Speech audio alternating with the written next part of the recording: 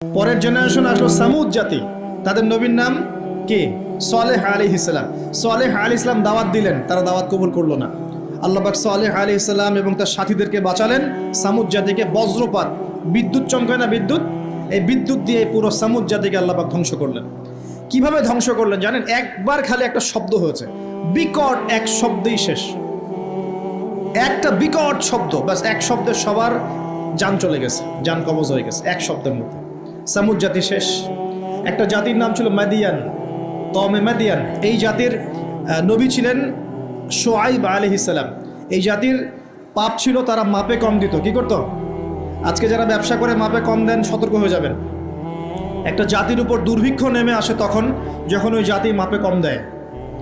আমাদের সমাজে প্রচুর ব্যবসায়ী আছেন যারা মাপে কম দেন, ভেজাল খাওয়ান, একদিনের খাবার আরেকদিন খাওয়ান, মিথ্যা কসম করে পণ্য বিক্রি করেন এবং মানুষকে বিষ খাওয়াতেও দ্বিধাবোধ করেন না, সামান্য কয়টা টাকার জন্য। সামান্য কয়টা টাকার জন্য। কয়দিন আগে দেখলেন না, এই যে বিরিয়ানি একটা রেড করলেন, দেখেন নাই? ওই যে 2 গ্লাস খাওয়াচ্ছে, খান আপনারা খান, ওরা খাবে না, ওরা খাচ্ছে না। এরকম ব্যবসায়ীর সংখ্যা কি কম না বেশি? সবখানেই প্রতারণা। আমি এদিকে আসছি পরে ইনশাআল্লাহ। মানে শেষ জামানার সবচেয়ে বড় সমস্যাগুলোর মধ্যে একটা হচ্ছে বিশ্বাসহীনতা, প্রতারণা। এই জামানায় আমানত উঠে যাবে। কি উঠে যাবে? আমানত উঠে যাবে। আমানতদার ব্যক্তি খুঁজে পাওয়া যাবে না। নবীজি বলছেন ফোসকার মতো মনে হবে, ফোসকার মতো। গায়ে ফোসকা পড়লে যেমন 2-1টা দাগ থেকে যায়, এরকম আমানতদার ব্যক্তি রেয়ার খুঁজে পাওয়া যাবে। মানুষ বলবে অমুক গ্রামে একটা আমানতদার ব্যক্তি আছে, এত রেয়ার হয়ে যাবে।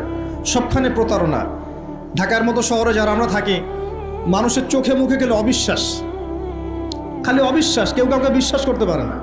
কেউ যদি একটা ভিক্ষুক যদি এসে গ্লাসের মধ্যে নক করে বলে যে আমাকে 2টা টাকা দেন, আমি ভাত খাইনি 3 দিন, বিশ্বাস করতে কষ্ট হয় যে সত্যি সত্যি নিচ্ছে না মিথ্যা মিথ্যা নিচ্ছে।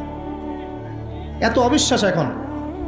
তারপরে ভিক্ষারও সিস্টেম, বলে যে আমাকে একটা কম্বল কিনে দেন, বড় বড় ফিগার চাচ্ছে, বড় ফিগার, আমি শাড়ি কিনবো, আমি লুঙ্গি কিনবো। আর সবার কাছে এই কথা বলে বলে সে টাকা উঠাচ্ছে।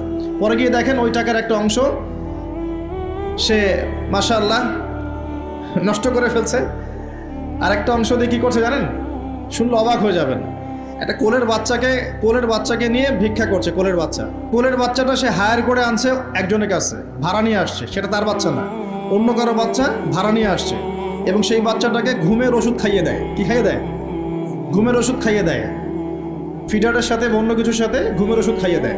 বাচ্চা ঘুমায়, আর বাচ্চাকে ফেলে রেখে সে বলে যে বাচ্চা অসুস্থ, চিকিৎসার জন্য টাকা দেন, চিকিৎসার জন্য টাকা দেন। মানুষ টাকা দিয়ে যায়, কেউ দেয় কেউ দেয় না, দিয়ে যায়। এই যে একটা টাকা হয় সারাদিন শেষে, বাচ্চা ঘুমিয়ে আছে, বাচ্চা ঘুমের ওষুধ খাওয়া। তারপরে এই বাচ্চাটার ওসিলায় যে টাকাগুলো সে আর্ন করলো হারাম পথে, এর একটা অংশ সে এই বাচ্চার আসল পিতা মাতাকে দিবে, দিয়ে বাকি অংশ সে সিন্ডিকেট করে খেয়ে ফেলবে। এটাও হয় ঢাকা শহরে। তাহলে এই যুগে আপনি কাকে বিশ্বাস করবেন? কিভাবে বিশ্বাস করবেন? কিভাবে বিশ্বাস করবেন? এটা অবিশ্বাসের যুগ চলছে। জনগণ সরকারকে বিশ্বাস করতে পারে না, সরকার জনগণকে বিশ্বাস করতে পারে না। সমাজ নেতা জনগণকে বিশ্বাস করতে পারে না, জনগণ সমাজ নেতাকে বিশ্বাস করতে পারে না। একজন ইমাম সাহেবকে মুসল্লি বিশ্বাস করতে পারে না, মুসল্লিকে ইমাম সাহেব বিশ্বাস করতে পারে না। কোনো কোনো ক্ষেত্রে একটা ওয়াজ মাহফিল হচ্ছে, ওয়াজ মাহফিলের আয়োজক কমিটিকে বক্তা বিশ্বাস করতে পারে না, বক্তাকে ওয়াজ মাহফিলের কমিটি বিশ্বাস করতে পারে। এমনও হয়েছে, ওয়াজ করে চলে গেছি, এমনও হয়েছে যে ওই যে খামের ভিতরে সব পাত্তি, কিছুই নাই। তো এরকমও যে হইতে পারে সেটা তো কল্পনা ছিল না। আসেন হুজুর দেখা যাবে, আসার পরে আর দেখার নাম নাই। কোনো কোনো মাহফিল হয়েছে এমন, মাহফিল সে নেমে গাড়িতে ওঠার পর মাহফিল কমিটির ফোন নাই, বন্ধ। কিভাবে বাসায় যাবো কোনো ফিকির নাই। তো প্রত্যেকটা ক্ষেত্রে প্রতারণা, প্রতিটা সেক্টরে, উপর থেকে নিচ সব জায়গায় প্রতারণা। এই যুগে আপনি আবার একটা মেয়েকে ভালোবাসতে যাচ্ছেন, ভাবছেন যে সে আপনার বিশ্বাস রক্ষা করবে, এখানেও প্রতারণা। দাঁড়ান আমি কন্টেন্ট হারিয়ে ফেলবো আর কি। ছেলেকে বাবা বিশ্বাস করতে পারছে না, বাবাকে ছেলে বিশ্বাস করতে পারছে না। দেখেন সন্তানের জন্যে, সম্পত্তির জন্যে ছেলে বাবাকে হত্যাও করেছে। এই যুগের ঘটনা। সম্পত্তির জন্যে ছেলে মাকে হত্যা করেছে। আমি উত্তরবঙ্গের একটা ঘটনা জানি, মাকে জবাই করে দিয়েছে সন্তান সম্পত্তির জন্যে। স্বামী স্ত্রীকে বিশ্বাস করতে পারে না, স্ত্রীকে স্বামী বিশ্বাস করতে পারে না। হ্যাঁ, তো এই জামানার সবচেয়ে বড় সমস্যা হচ্ছে এই জামানা থেকে বিশ্বাস উঠে গেছে, কেউ কাউকে বিশ্বাস করতে পারে না। খেয়াল করে দেখবেন, ইভেন বাজারে যাচ্ছেন, বাজারে গেলে কেনাকাটা করছেন, একটা অবিশ্বাস সবার চোখে মুখে, না জানি ও আমাকে ঠকায় দেয় কিনা। কেউ যদি ভালো মতো এসে এক কাপ চাও অফার করে, ভাই আসেন চা খাই এক কাপ, বিশ্বাস করতে কষ্ট হবে, না জানি চায়ের সাথে হবে কি খাওয়ায় দেয়। সব ক্ষেত্রে, প্রতিটা ক্ষেত্রেই একই অবস্থা। তো দেখেন, ওই সমাজে ওই মাদিয়ান কওমের মধ্যে এই অবিশ্বাস ছিল, প্রতারণা ছিল, আর মানুষকে তারা মাপে কম দিয়ে ঠকাতো।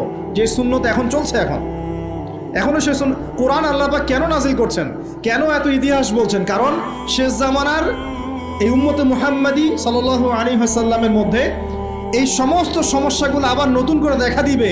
এই কারণেই তো আল্লাহ পাক আমাদেরকে জানাচ্ছেন, আগে এটা হয়েছে, আগে এটা হয়েছে, আগে এটা হয়েছে, সতর্ক থাক। কেন কোরআনে বারবার মূসা আর ফেরাউনের কথা আসছে? 136 বার আছে নবী মূসা আলাইহিস সালামের কথা ফেরাউনের সাথে। এতবার কেন? যেখানে আমাদের নবীজির নাম মাত্র 4 বার। কেন এতবার? কারণ শেষ জামানায় উম্মতে মুহাম্মাদের সময়ে মূসা এবং ফেরাউনের সময় যা যা হয়েছিল এগুলোর পুনরাবৃত্তি হবে আবার। আল্লাহ পাক সচেতন থাকতে বলছেন। এ যুগেও কি নতুন করে ফেরাউনরা বের হয়ে আসে নাই? ফেরাউন এবং তার দলবল বানু ইসরাইলের উপরে যা করেছিল, এখন ইহুদিরা সেই মুসলিমদের উপর তাই করছে না? একই জিনিস ঘুরে ফিরে আসছে। এই কারণে আল্লাহ পাক আমাদেরকে সতর্ক থাকতে বলছেন, বারবার কোরআন এগুলো রিপিট করছেন। ইতিহাস কেন ব্যাখ্যা করছেন আল্লাহ পাক? বলে আসরি, সময়ের কসম, সময়কে মূল্যায়ন করেন, সময়ের পিছনের দিকে তাকিয়ে দেখেন সময় কত সময় চলে আসছে। এই কমে মাদিয়ান মাপে কম দিত। আমরা যারা ব্যবসা করি আল্লাহর ওয়াস্তে মাপে কম দিবেন না। একজন সৎ ব্যবসায়ী, আমি দুটো হাদিস শোনাই, আমি তাদেরকে ভালোবেসেই বলছি, ব্যবসায়ীদেরকে আমি ভালোবাসি, কারণ তারা অন্ততপক্ষে সুদের মধ্যে যাচ্ছেন না। এখন ব্যবসা করে আপনি যদি হালাল ধরে রাখতে না পারেন তাহলে ব্যবসাটা বৃথা হচ্ছে। আল্লাহ পাক বলেছেন আহাল্লাহুল বাই'a ওয়া হাররামা রিবা, আল্লাহ পাক ব্যবসাকে হালাল করেছেন, সুদকে হারাম করেছেন। আপনি সুদ খাচ্ছেন না, ব্যবসা করছেন, আলহামদুলিল্লাহ। কিন্তু যদি আপনি মাপে কম দেন, মিথ্যা কসম করে পণ্য বিক্রি করেন, সিন্ডিকেট করেন, মাল ইচ্ছা করে মজুদ করে পরে দাম বাড়িয়ে দেন, এই যে 2 নম্বরে যদি করেন, আমানতের খেয়ানত করেন, তাহলে আপনাদের এই পাপের কারণে পুরো জাতির উপর দুর্ভিক্ষ নেমে আসবে। এটা হাদিস। আর যদি আপনি সৎ ব্যবসায়ী হতে পারেন, নবী সাল্লাল্লাহু আলাইহি ওয়াসাল্লাম বলেছেন, নবীদের সাথে, শহীদদের সাথে আপনার হাসর হবে ইনশাআল্লাহ। একজন সৎ ব্যবসায়ী নবীগণ, শহীদগণের সাথে ইনশাআল্লাহ তাআলা কিয়ামতের মাঠে হাসর করবে ইনশাআল্লাহ তাআলা। আমরা কি এটা চাই না? আর এক শ্রেণীর মানুষকে আমি ভালোবাসি, তারা হচ্ছেন পলিটিশিয়ান। কেন ভালোবাসি? কারণ তারা অ্যাটলিস্ট কাপুরুষতার পরিচয় না দিয়ে নিজের কাঁধে দায়িত্ব নিয়ে সমাজ সংস্কার করার চেষ্টা করছে। আমাদের সমাজে 2 ধরনের মানুষ আছে। এক, যারা খালি সমালোচনা করতে পারে, ভালো মন্দ কমেন্ট করতে পারে। আর এক শ্রেণীর মানুষ চ্যালেঞ্জ গ্রহণ করতে পারে, যে আমি চ্যালেঞ্জ নিয়ে এটাকে পরিবর্তন করব।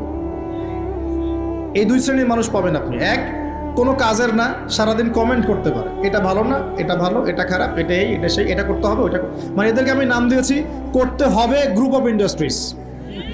মানে করতে হবে, এটা করতে হবে, ওইটা করতে হবে, এটা করা উচিত, ওইটা করা উচিত। খুবই বুদ্ধিদীপ্ত মানুষেরা, কিন্তু কাপুরুষ। কারণ নিজেরা চ্যালেঞ্জ গ্রহণ করে এটা বিপদ ফেস করে সামনে যেতে পারে। আলেমদের ভুল ধরছেন, আপনি নিজে আলেম হচ্ছেন না কেন? আলেমদের অনেকের ভুল ধরছে, তো আপনি পড়াশোনা করে আলেম কেন হচ্ছেন না?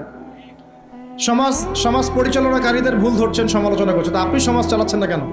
রিস্ক নিচ্ছেন না কেন? দাঁড়ান, আসেন এখানে। আপনি পলিটিশিয়ানদের সমালোচনা করছেন, তাহলে আপনি পলিটিশিয়ান কেন হচ্ছেন না? আপনি ইকোনমিক সেকশনের মানুষদের সমালোচনা করছেন, আপনি কেন দায়িত্ব নিচ্ছেন না? কেন যোগ্যতা অর্জন করে, ঝুঁকি নিয়ে, চ্যালেঞ্জ গ্রহণ করে সমাজ পরিবর্তন করার রিস্ক নিচ্ছেন না কেন? তাহলে 2 শ্রেণীর মানুষ পাওয়া যায়। কিছু মানুষ শুধু কথাই বলতে পারে, আর কিছু মানুষ কাজ করে দেখায়।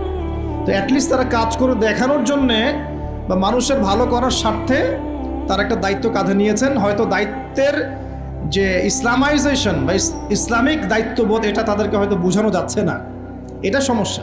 কিন্তু যদি এই দায়িত্বটাকে ইসলামাইজড করে পালন করা যায়, সমাজের কল্যাণ না কল্যাণ।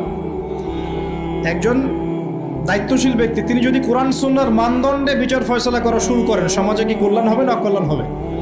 তাহলে আমাদের দায়িত্ব তার কাছে দাওয়াত পেশ করা, যে কোরআন এবং সুন্নাহর মধ্যে এগুলো আছে, এগুলো মানবতার কল্যাণে, আল্লাহর ওয়াস্তে আপনি এগুলো ইমপ্লিমেন্ট করেন, ইনশাআল্লাহ তাআলা সমাজের কল্যাণ। এটা আমাদের দায়িত্ব, শেষ।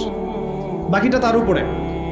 তো এখন ভালোবেসেই বলি, একটা হাদিস আছে 7 শ্রেণীর মানুষকে আল্লাহ রব্বুল আলামিন তার আরশের ছায়ায় ছায়া দিবেন। হাদিসটা শুনেছেন তো? 7 শ্রেণীর মানুষকে আল্লাহ পাক তার নিজের আরশের ছায়ায় ছায়া দিবেন, মানে তারা জান্নাতে যাবে ইনশাআল্লাহ। এই 7 শ্রেণীর প্রথম শ্রেণী হচ্ছে ন্যায়পরায়ণ শাসক। ন্যায়পরায়ণ শাসক, যাদেরকে আল্লাহ পাক শাসন ক্ষমতা দিয়েছেন, তারা যদি সমাজে ন্যায় বিচার প্রতিষ্ঠা করে, ইনশাআল্লাহ তারা আরশের ছায়া ছায়া পাবে। অতএব সব জায়গা থেকেই দিনের খেদমতে কাজ করার সুযোগ আছে কি নাই? আল্লাহ পাক আমাদের সবাইকে দিনের জন্য কাজ করার তৌফিক দান করুন। যে যেখানে আছি সেখান থেকে কাজ করার তৌফিক দান করুন। প্রিয় ভাইরা, এভাবে ইতিহাস বলতে থাকলে রাত 1টা বাজবে। শর্ট করছি, ঈসা আলাইহিস সালামের যুগে আসেন, ওখানে একই সুন্নত দেখবেন। অল্প মানুষ ইসলাম কবুল করেছে, আল্লাহ পাক তাদেরকে বাঁচিয়েছেন। বেশিরভাগ করে নাই, তাদেরকে আল্লাহ পাক ধ্বংস করে দিয়েছে। নবী মুহাম্মদ সাল্লাল্লাহু আলাইহি ওয়াসাল্লামের যুগে আসেন, আবু জাহেল, আবু লাহাব, উতবা, সাইবা, এদেরকে আল্লাহ পাক কিন্তু ধ্বংস করে দিয়েছেন। আর নবী সাল্লাল্লাহু আলাইহি ওয়াসাল্লাম তার সাহাবীদেরকে আল্লাহ পাক সম্মানিত করেছেন।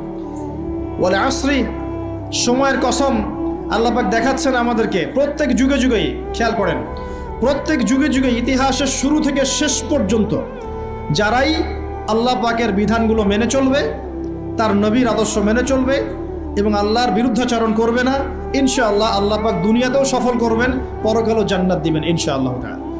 আর প্রত্যেক যুগে যুগে যারাই আল্লাহ এবং তার রাসূলের বিরুদ্ধাচরণ করবে, নবী রাসূলের আনুগত্য করবে না, আল্লাহর বিধান মানবে না, দুনিয়াতেও ধ্বংস করবেন, পরকালে আযাব দিবেন ইনশাআল্লাহ।